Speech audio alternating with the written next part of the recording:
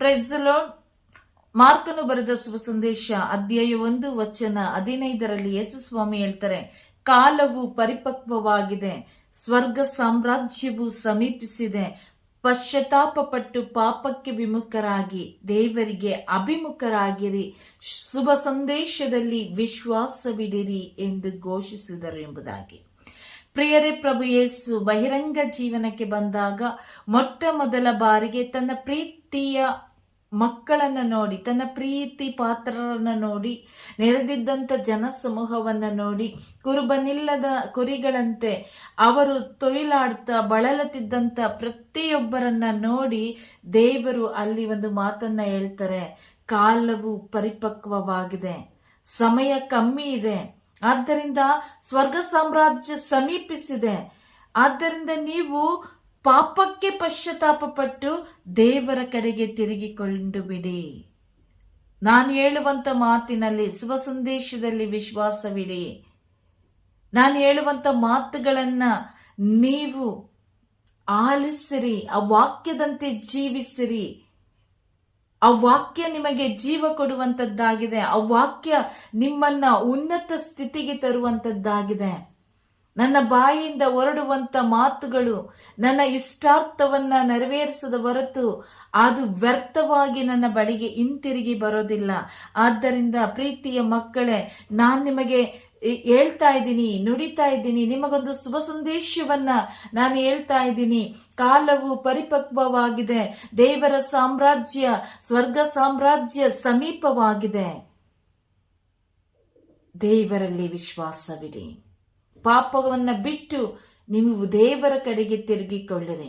ಪಶ್ಚಾತ್ತಾಪದ ಹೃದಯದಿಂದ ನಿಮ್ಮ ದೇವರನ್ನ ಹುಡುಕಿ, ನಿಮ್ಮ ದೇವರನ್ನ ನೀವು ನಂಬಿ ಆರಾಧನೆ ಮಾಡುತ್ತಾ ತಪ್ಪುಗಳನ್ನು ಒಪ್ಪಿಕೊಂಡು ಪರಿಶುದ್ಧವಾದ ಜೀವನವನ್ನು ನಡೆಸಿರಿ ಎಂಬುದಾಗಿ ಪ್ರಭು ಯೇಸು ಮೊಟ್ಟ ಮೊದಲ ಬಾರಿಗೆ ನಮ್ಮ ಒಬ್ಬೊಬ್ಬರನ್ನ ವಾಕ್ಯದ ಮುಖಾಂತರ ನಮ್ಮನ್ನ ಅವರ ಬಳಿಗೆ ಕರೆದ್ರು. ಪ್ರಿಯರೇ, ನಾವು ಎಷ್ಟೋ ಬಾರಿ ಎಷ್ಟೋ ತಪ್ಪುಗಳನ್ನ ಮಾಡಿದಾಗ ಆ ಪಾಪದ ಪ್ರಜ್ಞೆ ಇಲ್ಲದೆ, ಅರಿವಿಲ್ಲದೆ ನಾವು ಜೀವಿಸುವಂತ ಕಾಲಘಟ್ಟಗಳಲ್ಲಿ ದೇವರು ತಮ್ಮ ವಾಕ್ಯದ ಮುಖಾಂತರ ಮಾತಾಡಿ ನಮ್ಮ ತಪ್ಪುಗಳಿಗೆ ಅರಿವನ್ನ ಮೂಡಿಸಿ ಪಾಪದಕ್ಕೆ ನಾವು ಪಶ್ಚಾತ್ತಾಪ ಪಟ್ಟು ಪರಿಶುದ್ಧವಾದ ಜೀವನವನ್ನ ನಡೆಸಲಿಕ್ಕಾಗಿ ನಮಗೆ ಕರೆಯನ್ನ ಕೊಟ್ಟರು. ನಾವು ಲೂಕನ ಶುಭ ಸಂದೇಶ 15ನೇ ಅಧ್ಯಾಯದಲ್ಲಿ ನೋಡುವಾಗ ನಮಗೆಲ್ಲರಿಗೂ ಚೆನ್ನಾಗಿ ಗೊತ್ತು. 15ನೇ ಅಧ್ಯಾಯದಲ್ಲಿ ನಾವು ಒಂದು ಘಟನೆಯನ್ನ ನೋಡ್ತೇವೆ. ದುಂದುಗಾರ ಮಗ. ಎಲ್ಲ ಒಂದು ಈ ಪಾಪದ ಬಗ್ಗೆ ಬಂದಾಗ ನಾವು ಹೆಚ್ಚಾಗಿ ಕೇಳುವಂತ ವಾಕ್ಯ ದುಂದುಗಾರನ ಮಗನ ಬಗ್ಗೆ. ಆ ತಂದೆಗೆ 2 ಮಕ್ಕಳು, ಅದರಲ್ಲಿ ಕಿರಿಯವನಾದಂತ ಈ ಕಿರಿಯ ಮಗ ತನ್ನ ತಂದೆಯ ಬಳಿಗೆ ಹೋಗಿ ಕೇಳ್ತಾನೆ, ಅಪ್ಪ, ನನಗೆ ಬರಬೇಕಾದ ಆಸ್ತಿಯಲ್ಲಿ ನನ್ನ ಪಾಲನ್ನ ನನಗೆ ಕೊಟ್ಟು ಬಿಡು ಎಂಬುದಾಗಿ ಕೇಳುವಾಗ ತಂದೆ ಏನು ಕೂಡ ಮರು ಮಾತನಾಡದೆ ಅವನಿಗೆ ಬರಬೇಕಾದಂತ ಆಸ್ತಿಯನ್ನ ಪಾಲು ಮಾಡಿ ಅವನ ಪಾಲನ್ನ ಕೊಟ್ಟು ಬಿಟ್ರು. ಆ ಆಸ್ತಿಯನ್ನ ಪಡೆದುಕೊಂಡಂತ ಈ ಮಗ ತಂದೆ ಮನೆಯನ್ನ ತೊರೆದು ಹೋದ, ದೂರ ದೇಶಕ್ಕೆ ಹೋದ, ಕೆಟ್ಟ ಸ್ನೇಹಿತರ ಸಹವಾಸವನ್ನ ಮಾಡಿದ, ಕುಡಿದು ತಿಂದು ಮಜಾ ಮಾಡಿದ. ಇರುವ ಅಷ್ಟು ಆಸ್ತಿ ಖಾಲಿಯಾಗುವವರೆಗೂ ಅವರು ತನ್ನ ಮನಸ್ಸನ್ನ ತೃಪ್ತಿಪಡಿಸಿಕೊಂಡ, ತನ್ನ ಶರೀರವನ್ನ ಆ ಒಂದು ಆಸೆಗಳಿಗೆ ಬಿಟ್ಟುಕೊಟ್ಟ.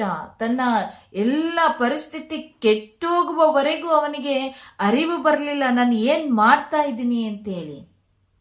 ಒಂದು ದಿನ ಎಲ್ಲವನ್ನ ಕಳೆದುಕೊಂಡ. ಜೊತೆಯಲ್ಲಿದ್ದಂತೆ ಎಲ್ಲ ಸ್ನೇಹಿತರು ಕೂಡ ಅವನನ್ನ ಬಿಟ್ಟು ಹೋದ್ರು. ಆ ಬಿಟ್ಟು ಹೋದಾಗ ಅವನಿಗೆ ಏನ್ ಮಾಡ್ಬೇಕು ಅಂತೇಳಿ ಗೊತ್ತಾಗಿಲ್ಲ. ಕೈಯಲ್ಲಿ ಬಿಡಿಗಾಸು ಇಲ್ಲದಂತ ಅವಸ್ಥೆ, ತಿನ್ನಲಿಕ್ಕೆ ಊಟ ಕೂಡ ಇಲ್ಲದಂತ ಅವಸ್ಥೆಯಲ್ಲಿ ಅವನು ಈಗ ಏನಾದ್ರೂ ಮಾಡಿ, ನಾನು ಒಂದು ಕೂಲಿ ಆದ್ರೂ ಮಾಡಿ ನಾನು ಹೊಟ್ಟೆಯನ್ನು ತುಂಬಿಸ್ಕೋಬೇಕು ಅಂತೇಳಿ ಅವನು ಕೆಲಸಕ್ಕಾಗಿ ಹುಡುಕಾಡುವಾಗ ಅವನಿಗೆ ಎಲ್ಲೂ ಕೆಲಸ ಸಿಗಲ್ಲ. ಒಂದು ಹಂದಿಯ ಗೂಡಲ್ಲಿ ಹಂದಿ ಮೇಯಿಸುವಂತ ಆ ಒಂದು ಕೆಲಸವನ್ನ ಅವನು ಹುಡುಕಿಕೊಳ್ತಾನೆ ಊಟಕ್ಕಾಗಿ. ಯಾವಾಗ ಆ ಹಂದಿಗೂಡಲ್ಲಿ ಅವನು ಹಂದಿಗಳಿಗೆ ಸೇವೆ ಮಾಡುತ್ತಾ ಹಂದಿಗಳನ್ನ ಪೋಷಣೆ ಮಾಡುತ್ತಿರುವಂತಹ ಸಂದರ್ಭದಲ್ಲಿ ಇವನ ಹಸಿವು, ಇವನ ಹೊಟ್ಟೆ ತುಂಬುವಷ್ಟು ಊಟ ಕೂಡ ಅಲ್ಲಿ ಸಿಗ್ಲಿಲ್ಲ. ಕೆಲಸ ಮಾಡಿಯೂ ಕೂಡ ಊಟ ಮಾಡುವಷ್ಟು ಅವನಿಗೆ ಊಟ ಸಿಗ್ಲಿಲ್ಲ, ತೃಪ್ತಿ ಇಲ್ಲ, ಸಮಾಧಾನ ಇಲ್ಲ, ಎಲ್ಲವೂ ಕೂಡ ನಾಶ ಮಾಡಿಕೊಂಡು ಬಿಟ್ಟಿದ್ದ. ಆ ಒಂದು ಸಂದರ್ಭದಲ್ಲಿ ಆ ಹಂದಿಯ ಕೂಳನ್ನಾದ್ರೂ ತಿಂದು, ಅವು ತಿನ್ನುವಂತ ಕೂಳನ್ನಾದ್ರೂ ತಿಂದು ಹೊಟ್ಟೆ ತುಂಬಿಸ್ಕೊಳ್ಳೋಣ ಅಂತೇಳಿ ಪ್ರಯತ್ನ ಪಡ್ತಾನೆ. ಅದಕ್ಕೂ ಕೂಡ ಅವನಿಗೆ ಅವಕಾಶ ಸಿಕ್ಕಲಿಲ್ಲ. ಆ ಒಂದು ಸಂದರ್ಭದಲ್ಲಿ ಅವನು ಆ ಹಂದಿಗೂಡು ಅಲ್ಲಿ ಹಂದಿಗಳ ಮಧ್ಯದಲ್ಲಿ ಒಂದು ಮೂಲೆಯಲ್ಲಿ ಕುಳಿತು ಯೋಚನೆ ಮಾಡ್ತಾನೆ, ನನಗೆ ಹೇಗಿದ್ದೆ ನನ್ನ ತಂದೆಯ ಮನೆಯಲ್ಲಿ, ನನ್ನ ತಂದೆ ಮನೆಯಲ್ಲಿ ಯಾವ ಕೊರತೆಯೂ ಇಲ್ಲದ ಹಾಗೆ ನನ್ನ ತಂದೆ ತುಂಬಾ ಪ್ರೀತಿಯಿಂದ ನನ್ನನ್ನ ಸಾಕಿದ್ರು. ನನ್ನ ಕೈ ಕೆಳಗಡೆ ಎಷ್ಟೋ ಆಳುಗಳಿದ್ರು. ಸಮಯಕ್ಕೆ ತಕ್ಕಂತೆ ಎಲ್ಲವೂ ಕೂಡ ಸಿದ್ಧ ಆಗ್ತಾ ಇತ್ತು. ಹಸಿವು ಅಂತ ಹೇಳಿದ್ರೆ ಏನಾದ್ರೂ ಒಂದು ರೆಡಿ ಇರೋದು, ಯಾರಾದ್ರೂ ಏನಾದ್ರೂ ತಂದು ಕೊಡ್ತಾ ಇದ್ರು ಆಜ್ಞೆ ಮಾಡಿ, ಆರ್ಡರ್ ಮಾಡಿದ ತಕ್ಷಣ. ಆದ್ರೆ ಇವತ್ತು ಅವನೇನ್ ಮಾಡ್ತಾನೆ, ಅಂತ ಒಂದು ತಂದೆಯ ಸಂಬಂಧದಿಂದ ಹೊರಗಡೆ ಬರ್ತಾನೆ, ತಂದೆಯ ಮನೆಯಿಂದ ಹೊರಗಡೆ ಬರ್ತಾನೆ. ತನಗೆ ಬರಬೇಕಾಗಿದ್ದಂತ ತನ್ನ ಆಸ್ತಿಯ ಪಾಲನ್ನು ತೆಗೆದುಕೊಂಡು ನನ್ನ ಜೀವನ, ಈ ಶೋಕಿಯ ಜೀವನದಲ್ಲಿ ಅವನು ಸ್ಟಾರ್ಟಿಂಗ್ ಅಲ್ಲಿ ಅನ್ಕೋತಾನೆ ಈ ರೀತಿಯಾಗೇ ಇರುತ್ತೆ ಕೊನೆಯವರೆಗೂ ನನ್ನ ಜೀವನ, ನನಗೆ ಯಾವುದೇ ಕೊರತೆ ಆಗಲ್ಲ ಅಂತೇಳಿ. ಆದ್ರೆ ಯಾವ ಸ್ನೇಹಿತರು ಕೂಡ ನಮ್ಮಲ್ಲಿ ಇರುವಷ್ಟು ಕಾಲ ನಮ್ಮಲ್ಲಿ ಏನಿದೆಯೋ ಅದನ್ನ ನಮ್ಮಲ್ಲಿ ಖಾಲಿ ಆಗುವವರೆಗೂ, ಅವರು ನಮ್ಮಲ್ಲಿ ತಿಂದು ತೇಗುವವರೆಗೂ ಮಾತ್ರವೇ ಅವರು ನಮ್ಮ ಜೊತೆಯಲ್ಲಿ ಇರ್ತಾರೆ. ನಮ್ಮಲ್ಲಿ ಏನೂ ಇಲ್ಲ, ಇವಳ ಹತ್ರ ಎಲ್ಲ ಖಾಲಿ ಎಂದಾಗ ಅವರು ಎಲ್ಲವನ್ನ ಬಿಟ್ಟು ಹೋಗ್ಬಿಡ್ತಾರೆ. ಅದರಿಂದ ಆ ವ್ಯಕ್ತಿ ಹಂದಿಯ ಗೂಡಲ್ಲಿ ಕೂತ್ಕೊಂಡು ಯೋಚನೆ ಮಾಡ್ತಾನೆ, ನನ್ನ ಅಪ್ಪನ ಮನೆಯಲ್ಲಿ ನಾನು ಹೇಗಿದ್ದೆ, ಕೈಗೆ ಕರೆದ್ರೆ ನಾನು ಕೂಗಿದ್ರೆ ಸಾಕು ಎಷ್ಟೋ ಆಳುಗಳು ಬಂದು ನನಗೆ ಬೇಕಾದ್ದನ್ನು ಕೊಟ್ಟು ಹೋಗ್ತಾ ಇದ್ರು. ಅಂತ ಒಂದು ಶ್ರೀಮಂತಿಕೆಯ ಜೀವನ ಬಿಟ್ಟು ನನ್ನ ತಂದೆಯ ಮಾತಿಗೆ ಅವಿಧೇಯನಾಗಿ ಇವತ್ತು ನಾನು ಆಸ್ತಿಯನ್ನ ತೆಗೆದುಕೊಂಡು ನನ್ನ ಸ್ನೇಹಿತರಿಗೋಸ್ಕರ ಇಟ್ಟು ಎಲ್ಲವನ್ನ ಕಳೆದುಕೊಂಡು ಬರಿದು ಮಾಡಿಕೊಂಡು ಇವತ್ತು ಈ ಒಂದು ಹಂದಿಯ ಗೂಡಲ್ಲಿ ಕುತ್ಕೊಂಡ್ರು ಇವು ತಿನ್ನುವಂತ ಊಟ ಕೂಡ ನನಗೆ ಸಿಗ್ತಾ ಇಲ್ವಲ್ಲ. ತಂದೆಯ ಮನೆಯನ್ನು ನೆನಪು ಮಾಡಿಕೊಳ್ತಾನೆ ಪ್ರಿಯರೇ. ತಕ್ಷಣ ಅವನಿಗೆ ಅಲ್ಲೊಂದು ಪಶ್ಚಾತ್ತಾಪ ಬರುತ್ತೆ, ನಾನು ಎಂತ ತಪ್ಪು ಮಾಡಿಬಿಟ್ಟೆ, ನಾನು ಎಂತ ದಡ್ಡ, ಸಾಯುವವರೆಗೂ ನನ್ನ ತಂದೆಯ ಮನೆಯಲ್ಲಿ ನಾನು ಕೂತು ತಿಂದಿದ್ರು ಕೂಡ ನನ್ನ ಅಪ್ಪ ಯಾಕೆ ನೀನು ಕೂತ್ಕೊಂಡು ತಿಂತಾ ಇದೀಯ ಅಂತ ಕೇಳ್ತಾ ಇರಲಿಲ್ಲ. ಆದ್ರೆ ಇವತ್ತು ಆ ತಂದೆಯ ಮನೆಯನ್ನ ತೊರೆದು ಬಂದ್ಮೇಲೆ ಆತ ಯೋಚನೆ ಮಾಡ್ತಾ ಇದ್ದಾನೆ, ಅಯ್ಯೋ ನಾನು ಎಂತ ತಪ್ಪು ಮಾಡಿಬಿಟ್ಟೆ. ಅಲ್ಲಿ ಪಶ್ಚಾತ್ತಾಪ ಪಡ್ತಾನೆ, ಪರಲೋಕದ ಕಡೆಗೆ ಕಣ್ಣೆತ್ತಿ ನೋಡಿ ಹೇಳ್ತಾನೆ, ಅಯ್ಯೋ ಅಪ್ಪ, ನಿಮಗೂ ದೇವರಿಗೂ ನಾನು ವಿರುದ್ಧವಾಗಿ ಪಾಪವನ್ನ ಮಾಡಿಬಿಟ್ಟೆ, ನನ್ನನ್ನು ಕ್ಷಮಿಸಿರಿ ಅಂತೇಳಿ ಹಂದಿಯ ಗೂಡಲ್ಲಿ ಕುಳಿತು ಅವನು ಪಶ್ಚಾತ್ತಾಪವನ್ನ ಪಡ್ತಾನೆ ಪ್ರಿಯರೇ. ಆ ಪಶ್ಚಾತ್ತಾಪದ ಹೃದಯ ಆ ಮನೆಯಲ್ಲಿ ಇದ್ದಂತ ತಂದೆಯ ಹೃದಯಕ್ಕೆ ತಾಕ್ತದೆ. ಅವನೊಂದು ತೀರ್ಮಾನವನ್ನ ತೆಗೆದುಕೊಂಡು ನಾನು ಹೇಗಾದ್ರೂ ಮಾಡಿ ನನ್ನ ತಂದೆ ಮನೆಗೆ ಹೋಗ್ಬೇಕು, ಅವರ ಹತ್ರ ನಾನು ಕಾಲಿಗೆ ಬಿದ್ದು ಕ್ಷಮೆಯನ್ನ ಕೇಳ್ಕೋಬೇಕು, ಅವರ ಮಗನಾಗಿ ಅವರು ನನ್ನನ್ನು ಸ್ವೀಕರಿಸ್ತಿದ್ರು ಪರವಾಗಿಲ್ಲ, ಅವರ ಕೂಲಿ ಆಳುಗಳಲ್ಲಿ ಒಬ್ಬನನ್ನಾಗಿ ನನ್ನನ್ನು ಇಟ್ಕೊಳ್ರಿ ಅಂತೇಳಿ ನಾನು ಆ ತಂದೆಯಲ್ಲಿ ಬೇಡಿಕೋಬೇಕು ಅಂತೇಳಿ ಅವನು ಎದ್ದು ಅಲ್ಲಿಂದ ಹಂದಿಗೂಡನ್ನ ತೊರೆದು ತನ್ನ ತಂದೆಯ ಮನೆಯನ್ನ ದಾರಿಯನ್ನ ಹುಡುಕಿ ಬರ್ತಾನೆ. ತನ್ನ ಊರನ್ನ ಪ್ರವೇಶ ಮಾಡ್ತಿದ್ದ ಹಾಗೆ ಯಾರೋ ಬಂದು 4 ಜನ ತಂದೆಗೆ ಹೇಳ್ತಾರೆ, ನಿಮ್ಮ ಮಗ ನಿಮ್ಮಿಂದ ಆಸ್ತಿ ಪಾಸ್ತಿಯನ್ನೆಲ್ಲ ಪಡ್ಕೊಂಡು ಹೋದನಲ್ಲ, ಅವನಿವತ್ತು ಬಿಕಾರಿಯಂತೆ ಏನೂ ಗತಿ ಇಲ್ಲದವನಾಗಿ ಅವನನ್ನು ನೋಡ್ಲಿಕ್ಕೆ ಆಗ್ತಾ ಇಲ್ಲ, ಅಸಹ್ಯ ಆಗ್ತಾ ಇದೆ. ಅವನಿಗೊಂದು ಮೈ ಮೇಲೆ ಒಂದು ಒಳ್ಳೆಯ ಬಟ್ಟೆ ಇಲ್ಲ, ಅವನ ಮೈಯೆಲ್ಲ ಒಂಥರ ಏನು ದುರ್ವಾಸನೆ ಬರ್ತಾ ಇದೆ. ಆ ಒಂದು ಅವಸ್ಥೆಯಲ್ಲಿ ನಿಮ್ಮ ಮಗ, ಕಿರಿ ಮಗ ವಾಪಸ್ ಬರ್ತಾ ಇದ್ದಾನೆ ಅಂತ ಹೇಳುವಾಗ ಆ ತಂದೆ, ಇನ್ನೂ ಅವನು ಎಷ್ಟೋ ದೂರ ಇದ್ದಾನೆ, ಕೇಳಿ ಬಂದಂತ ವಾರ್ತೆಯನ್ನ ಕೇಳಿ ಆತ ಓಡಿ ಹೋಗ್ತಾನೆ ತನ್ನ ಮಗನನ್ನ ನೋಡ್ಲಿಕ್ಕಾಗಿ. ಹೋಗಿದ್ದ ತಕ್ಷಣ ಇವನು ಅನ್ಕೋತಾನೆ, ಅಪ್ಪ ನಿನಗೂ ದೇವರಿಗೂ ವಿರುದ್ಧವಾಗಿ ಪಾಪ ಮಾಡಿಬಿಟ್ಟಿದ್ದೀನಿ, ನನ್ನನ್ನು ಕ್ಷಮಿಸು ಎಂಬುದಾಗಿ ಕೇಳಬೇಕು ಅನ್ಕೊಂಡು ಬರ್ತಿದ್ದಂತ ಮಗನನ್ನ ಅವನು ಕ್ಷಮೆ ಕೇಳೋದಕ್ಕಿಂತ ಮೊದಲೇ ಹೋಗಿ ಅಪ್ಪ ಮಗನನ್ನ ಅಪ್ಪಿಕೊಳ್ತಾನೆ, ಮುತ್ತಿಡ್ತಾನೆ. ಆ ವಾಸನೆ, ಆ ಬಟ್ಟೆ. ಇವತ್ತು ನಾವು ನೋಡ್ತೀವಿ ನಮ್ಮೂರಲ್ಲೆಲ್ಲ ಹಂದಿಗೂಡಲ್ಲಿ ಕೆಲಸ ಮಾಡುವಂತವ್ರು ಬಂದು ಪಕ್ಕದಲ್ಲಿ ನಿಂತ್ಕೊಂಡ್ರೆ ನಿಲ್ಲಕ್ಕಾಗಲ್ಲ. ಆ ಒಂದು ಸ್ಮೆಲ್ಲು, ಆ ಗಾಡಿಯ ಅವರು ತೆಗೆದುಕೊಂಡು ಬರುವಂತ ಗಾಡಿ, ಹಾಕಿರುವಂತ ಬಟ್ಟೆ, ಅದೆಲ್ಲ ನೋಡುವಾಗ ಆ ವಾಸನೆಗೆ ನಮ್ಗೆ ಗೊತ್ತಾಗ್ಬಿಡುತ್ತೆ ಇವರು ಹಂದಿ ಗೂಡಲ್ಲಿ ಕೆಲಸ ಮಾಡೋರು ಅಂತೇಳಿ. ನಾವು ಒಂದು 10 ಅಡಿ ದೂರ ಇದ್ರೂ ಕೂಡ ಆ ವಾಸನೆಗೆ ನಿಲ್ಲಕ್ಕಾಗಲ್ಲ. ಅಂತ ಒಂದು ದುರ್ವಾಸನೆ, ಮೂಗ್ ಮುಚ್ಕೋತೀವಿ ಅಂಥದ್ರಲ್ಲಿ ಆ ತಂದೆ ಅವನು ಎಂಥ ವಾಸನೆ ಆಗಿದ್ರು ಕೂಡ ಆ ವಾಸನೆಯಲ್ಲಿ ಕೂಡ ಹೋಗಿ ಅವನನ್ನ ಅಪ್ಪಿಕೊಂಡು ಮುತ್ತಿಟ್ಟು ತನ್ನ ಸೇವಕರಿಗೆ ಹೇಳ್ತಾರೆ, ನನ್ನ ಮಗ ಕಳೆದು ಹೋಗಿದ್ದ, ನನ್ನ ಮಗ ಸತ್ತು ಹೋಗಿದ್ದ, ಈಗ ಬದುಕಿ ಬಂದಿದ್ದಾನೆ. ಇವತ್ತು ನಮ್ಮ ಮನೆಯಲ್ಲಿ ಹಬ್ಬವನ್ನ ಆಚರಿಸಬೇಕು. ಇವನಿಗೆ ಒಂದು ಒಳ್ಳೆಯ ಬಟ್ಟೆಯನ್ನ ತಂದು ಕೊಡ್ರಿ, ಇವನ ಕಾಲಿಗೆ ಕೆರವನ್ನ ಕೊಡ್ರಿ, ಇವನ ಬೆರಳಿಗೆ ಮುದ್ರೆ ಉಂಗುರವನ್ನ ತೊಡಿಸಿ ಅವನನ್ನ ತನ್ನ ಸ್ವಂತ ಮಗನಾಗಿ ಮತ್ತೊಮ್ಮೆ ಸ್ವೀಕಾರ ಮಾಡ್ತಾರೆ ಆ ತಂದೆ. ಢೋಲ್ ಬಾರಿಸ್ತಾರೆ, ಕುಣಿತ ಜಿಗಿತ, ಅವರ ಆನಂದಕ್ಕೆ ಪಾರವೇ ಇಲ್ಲ. ಇದು ದೇವರ ಪ್ರೀತಿ, ಇದು ಸ್ವರ್ಗದಲ್ಲಿ ನಡೆಯುವಂತ ಒಂದು ಹಬ್ಬ ಉತ್ಸವ. ಒಬ್ಬ ಪಾಪಿ ಪಶ್ಚಾತ್ತಾಪದ ಹೃದಯದಿಂದ ದೇವರ ಕಡೆಗೆ ತಿರುಗಿಕೊಳ್ಳುವಾಗ ಇವತ್ತು ಇದೇ ಸಂಭ್ರಮ, ಇದೇ ಸಂತೋಷ, ಇದೇ ಆನಂದ ಸ್ವರ್ಗದಲ್ಲಿ ಕೂಡ ನಡೆಯುತ್ತೆ ಎಂಬುದಾಗಿ ಪರಿಶುದ್ಧ ಜೀವವುಳ್ಳ ದೇವರ ವಾಕ್ಯ ಹೇಳ್ತದೆ. ಪ್ರಿಯರೇ, ಲೂಕನ ಶುಭ ಸಂದೇಶ 15ನೇ ಅಧ್ಯಾಯ 7ನೇ ವಚನವನ್ನು ನೋಡುವಾಗ, ಅದೇ ರೀತಿಯಲ್ಲಿ ಪಶ್ಚಾತ್ತಾಪದ ಅವಶ್ಯಕತೆ ಇಲ್ಲದ 99 ಜನ ಸತ್ಪುರುಷರು ಸ್ವರ್ಗವನ್ನ ಸೇರುವುದಕ್ಕಿಂತ ಪಾಪಕ್ಕೆ ವಿಮುಖನಾಗಿ, ಪಶ್ಚಾತ್ತಾಪ ಪಟ್ಟು ಪಾಪಕ್ಕೆ ವಿಮುಖನಾಗಿ ದೇವರಿಗೆ ಅಭಿಮುಖನಾಗುವ ಒಬ್ಬ ಪಾಪಿಯ ವಿಷಯವಾಗಿ ಹೆಚ್ಚು ಸಂತೋಷ ಉಂಟಾಗುತ್ತದೆ ಎಂಬುದರಲ್ಲಿ ಸಂದೇಹವೇ ಇಲ್ಲ.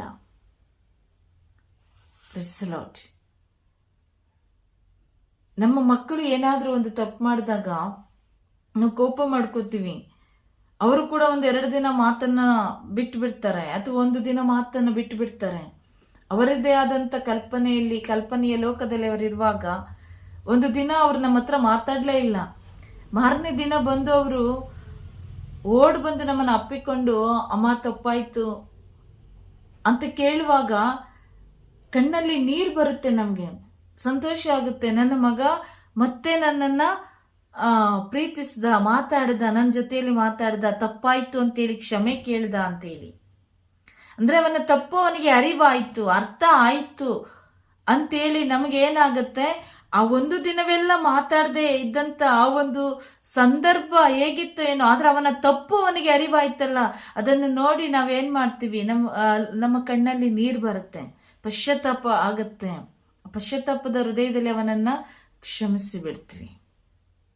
ಅದೇ ರೀತಿಯಾಗಿ ನಮ್ಮ ದೇವರು ಕೂಡ ನಾವು ಇಂದಿನ ಜೀವಿತದಲ್ಲಿ ಎಷ್ಟೇ ನಾವು ಕೆಟ್ಟವರಾಗಿದ್ರು ಕೂಡ, ಪಾಪದ ಬಂಧನದಲ್ಲಿ ನಾವು ಬಿದ್ದು ಹೋಗಿದ್ರು ಕೂಡ, ದೇವರಿಂದ ಎಷ್ಟೇ ನಾವು ದೂರ ಹೋಗಿದ್ರು ಕೂಡ, ಒಂದು ದಿನ ಪಶ್ಚಾತ್ತಾಪದ ಹೃದಯದಿಂದ ನಾವು ದೇವರ ಕಡೆಗೆ ತಿರುಗಿಕೊಳ್ಳುವಾಗ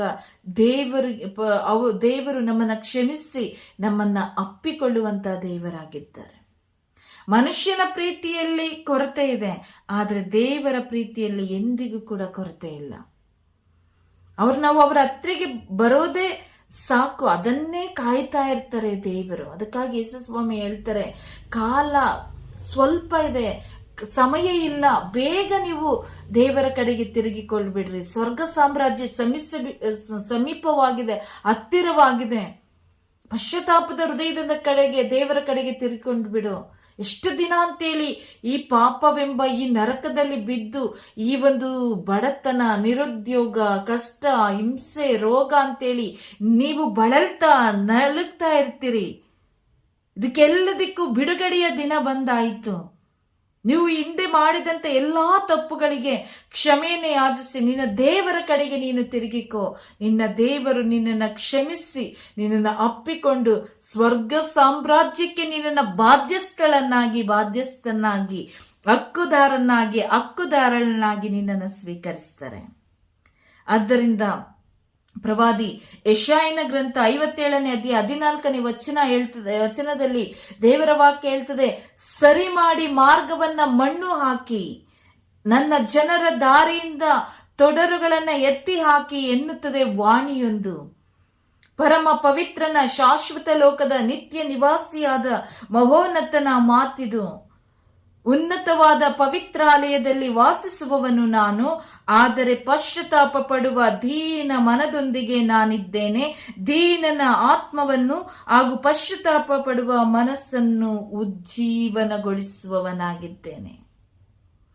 ಇವತ್ತು ದೇವರು ಅನೇಕ ಸೇವಕರನ್ನ ನಮ್ಮ ಮಧ್ಯದಲ್ಲಿ ಇಟ್ಟಿದ್ದಾರೆ. ಅವರ ಮುಖಾಂತರ ದೇವರು ವಾಕ್ಯದ ಮುಖಾಂತರ ನಮ್ಮೊಂದಿಗೆ ಮಾತನಾಡ್ತಾರೆ. ನಮ್ಮ ತಪ್ಪುಗಳ ಅರಿವನ್ನ ಮೂಡಿಸುವಂತ ಕಾರ್ಯಗಳನ್ನ ದೇವರು ಇವತ್ತು ಇಟ್ಟಿದ್ದಾರೆ. ದೇವರು ಅದಕ್ಕೆ ಹೇಳ್ತಾರೆ, ಸರಿ ಮಾಡ್ರಿ, ಹೋಗಿ ದಾರಿ ತಪ್ಪಿ ಹೋಗಿರುವಂತ ಅವರಿಗೆ ಬುದ್ಧಿಯನ್ನ ಹೇಳ್ರಿ, ತಿಳುವಳಿಕೆಯನ್ನ ಕೊಡ್ರಿ. ಅವರು ಯೇಸು ಕ್ರಿಸ್ತರನ್ನ ಅರಿತುಕೊಂಡು ಜೀವಿಸುವಂತೆ, ಅವರ ಪಾಪದ ಬಂಧನದಿಂದ ಹೊರಗೆ ಬರುವಂತೆ, ಅವರಿಗೆ ಅವರ ಮಾರ್ಗದಲ್ಲಿ ಯಾವುದೆಲ್ಲ ಅಂಕುಡೊಂಕುಗಳಿದೆಯೋ ವಾಕ್ಯವೆಂಬ ವಿಶ್ವಾಸವೆಂಬ ಆ ಒಂದು ನಂಬಿಕೆ ಮೂಡುವಂತ ಆ ಮಣ್ಣನ್ನ ಹಾಕಿ ಆ ಜನರ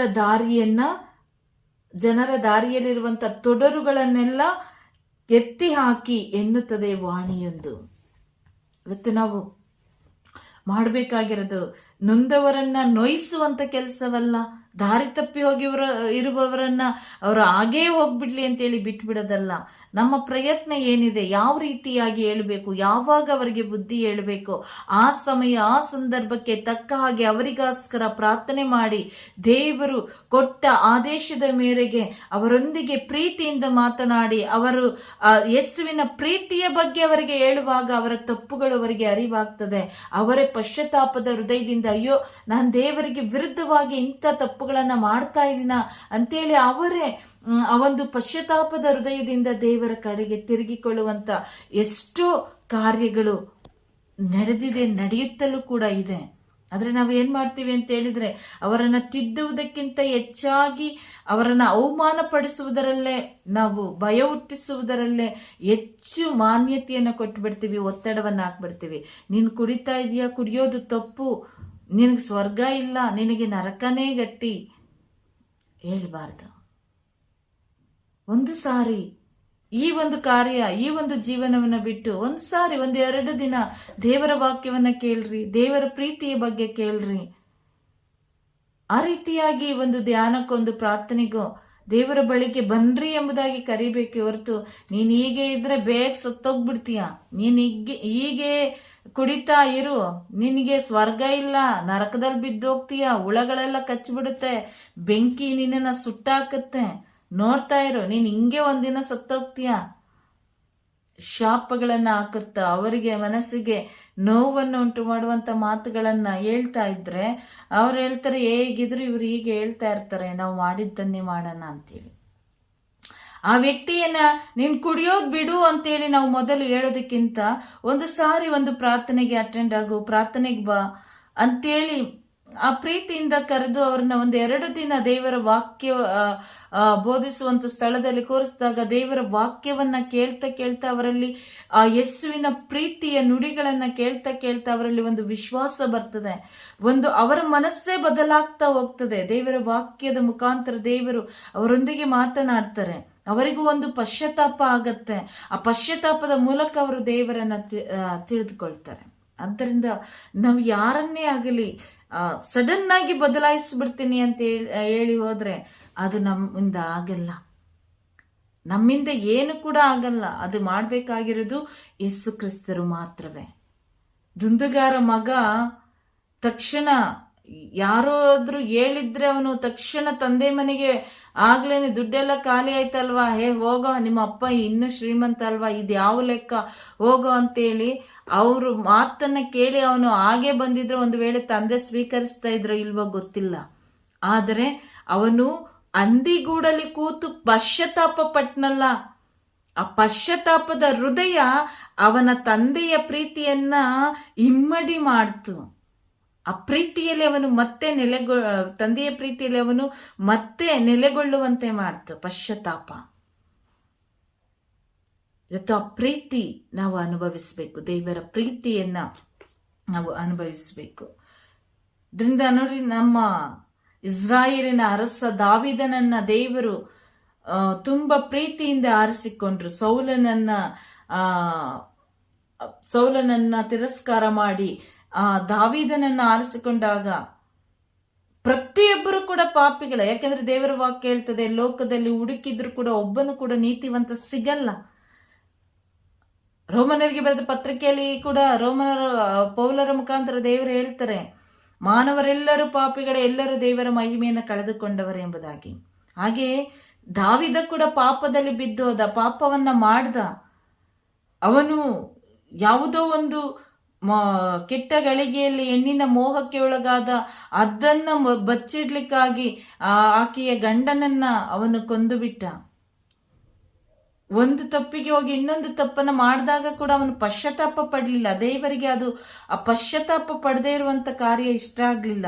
ಅದಕ್ಕೆ ದೇವರೇನ್ ಮಾಡಿದ್ರು, ನಾತನ್ ಪ್ರವಾದಿಯನ್ನ ಕಳಿಸಿಕೊಟ್ರು, ದಾವೀದನ ಬಳಿಗೆ ಕಳಿಸಿಕೊಟ್ಟು ದಾವೀದನು ಅರಿತುಕೊಳ್ಳುವಂತೆ ಅವನಿಗೆ ಒಂದು ಕಥೆಯ ರೂಪದಲ್ಲಿ ನಾತನ್ ಪ್ರವಾದಿಯ ಮುಖಾಂತರ ದೇವರು ಶುಭ ಸಂದೇಶವನ್ನ ಮಾತನಾಡುವಾಗ ದಾವೀದನು ಆ ಕಥೆಯನ್ನ ಕೇಳ್ತಾ ಇದ್ದಾಗೆ ಉದ್ರೇಕಗೊಂಡು ಅವನು ಹೇಳ್ತಾನೆ, ಆ ತಪ್ಪು ಮಾಡಿದಂತ ವ್ಯಕ್ತಿಯನ್ನ ಬಿಡಬಾರ್ದು, ಅವನಿಗೆ ಮರಣ ದಂಡನೆ ಆಗ್ಬೇಕು. ಕೋಪಗೊಂಡ, ಆವೇಶಗೊಂಡಂತ ಸಂದರ್ಭದಲ್ಲಿ ನಾತನ್ ಪ್ರವಾದಿ ದಾವೀದನಿಗೆ ಹೇಳ್ತಾರೆ, ಅವನು ಬೇರೆ ಯಾರು ಅಲ್ಲ, ನೀನೇ ಎಂಬುದಾಗಿ. ಆ ಕ್ಷಣದಲ್ಲಿ ಅವನು ಪಶ್ಚಾತ್ತಾಪ ಪಡ್ತಾನೆ. ದೇವರು ಒಂದು ಸಂದೇಶವನ್ನ ಕೊಡ್ತಾರೆ, ನೀನು ಈ ತಪ್ಪನ್ನ ಮಾಡಿದ್ದರಿಂದ ನಿನ್ನ ಆ ಮಗು ತೀರಿ ಹೋಗುತ್ತೆ, ಸತ್ತೋಗುತ್ತೆ ಅಂತೇಳಿ. ತಕ್ಷಣ ಅವನು ಹೋದ, ತನ್ನ ರಾಜ್ಯವಸ್ತ್ರವನ್ನ ಬಿಚ್ಚಿದ, ಗೋಣಿತಟ್ಟನ್ನ ಉಟ್ಕೊಂಡು ಆ ಬೂದಿಯನ್ನ ಬಳ್ಕೊಂಡು ಆ ಮಗು ಹುಟ್ಟು ಸಾಯುವವರೆಗೂ, ಅದನ್ನ ಮಣ್ಣು ಮಾಡಿ ಬರುವವರೆಗೂ ಅವನು ಉಪವಾಸವನ್ನ ಕೈಗೊಂಡ. ಪಶ್ಚಾತ್ತಾಪದ ಹೃದಯದಿಂದ ಮಾಡಿದಂತ ತಪ್ಪಿಗಾಗಿ ಅವನು ಪಶ್ಚಾತ್ತಾಪ ಪಟ್ಟ. ಅದಕ್ಕೆ ದೇವರು ಅವನ ಪಶ್ಚಾತ್ತಾಪದ ಹೃದಯವನ್ನ ನೋಡಿ ದೇವರು ಅವನನ್ನು ಅನುಗ್ರಹಿಸಿದ್ರು. ಅವನ ಮಗನನ್ನೇ ಉತ್ತರಾಧಿಕಾರಿಯನ್ನಾಗಿ ಕೊಟ್ಟರು. ಸಮುವೇಲ ಪ್ರವಾದಿಯ ಮುಖಾಂತರ ದೇವರು ಆ ಒಂದು ವ್ಯಕ್ತಿಯನ್ನ, ಸೌಲನನ್ನ ತಿರಸ್ಕಾರ ಮಾಡಿ ದಾವೀದನನ್ನ ಅಭಿಷೇಕ ಮಾಡಿದಂತ ದೇವರು ನಾತನ್ ಪ್ರವಾದಿಯ ಮುಖಾಂತರ ಪಾಪದ ಅರಿವನ್ನ ಮೂಡಿಸಿ ದೇವರ ಆಶೀರ್ವಾದವನ್ನ, ಅನುಗ್ರಹ ಮತ್ತೆ ಅವನು ಪಡೆದುಕೊಳ್ಳುವಂತೆ ಮಾಡಿದ್ರು. ಮತ್ತೆ ದಾವೀದನ ಮಗ ಸೊಲೊಮೋನನಿಗೆ ಅಂತ ಒಂದು ವಿವೇಕವನ್ನ, ಜ್ಞಾನವನ್ನ ದೇವರು ಅನುಗ್ರಹಿಸಿಕೊಟ್ರು. ತಂದೆಯ ಪಶ್ಚಾತ್ತಾಪ, ಮಾಡಿದಂತ ತಪ್ಪಿಗೆ ಯಾವಾಗ ನಾವು ಪಶ್ಚಾತ್ತಾಪ ಪಟ್ಟು ದೇವರ ಕಡೆಗೆ ನಾವು ತಿರುಗಿಕೊಳ್ತೇವೋ ಆಗ ನಮ್ಮ ಕುಟುಂಬಗಳು ಆಶೀರ್ವಾದ ಹೊಂದುತ್ತವೆ. ಪ್ರೇಷಿತರ ಕಾರ್ಯಕಲಾಪ 16ನೇ ಅಧ್ಯಾಯ 31-32 ವಚನಗಳನ್ನು ನೋಡುವಾಗ ಅಲ್ಲಿ ನಾವು ನೋಡ್ತೇವೆ, ಪೌಲ ಸಿಲಾಸರು ರಾತ್ರಿಯಲ್ಲಿ ಸ್ತುತಿ ಮಾಡಿ ಆರಾಧನೆ ಮಾಡುವಾಗ ಅಲ್ಲಿನ ಆ ಒಂದು ಸೆರೆಮನಿಯ ಅಸ್ಥಿವಾರ ಕದಲಿ ಬೀಳ್ತದೆ. ಆ ಕೈದಿಗಳ ಬಂಧನಗಳೆಲ್ಲ ಕಳಚಿ ಬೀಳುವಂತ ಸಂದರ್ಭದಲ್ಲಿ ಅಲ್ಲಿ ಒಂದು ದೊಡ್ಡ ಭೂಕಂಪ ಉಂಟಾಗ್ತದೆ.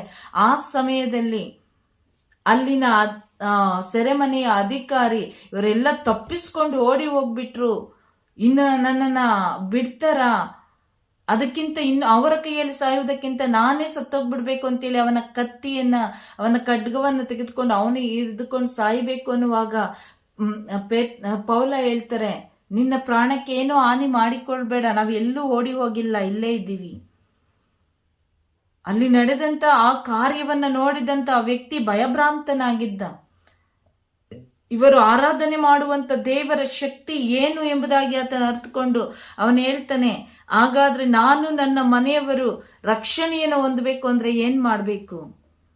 ಆಗ ಪೌಲ ಅವರಿಗೆ ಹೇಳ್ತಾರೆ, ಏನು ಮಾಡ್ಬೇಕಾಗಿಲ್ಲ, ನೀನು ಪ್ರಭು ಯೇಸುವಿನಲ್ಲಿ ವಿಶ್ವಾಸವಿಡು, ನೀನೊಬ್ಬ ವಿಶ್ವಾಸ ಇಟ್ಟರೆ ನಿನ್ನ ಇಡೀ ಕುಟುಂಬ ರಕ್ಷಣೆಯನ್ನು ಪಡೆದುಕೊಳ್ಳುತ್ತದೆ ಎಂಬುದಾಗಿ.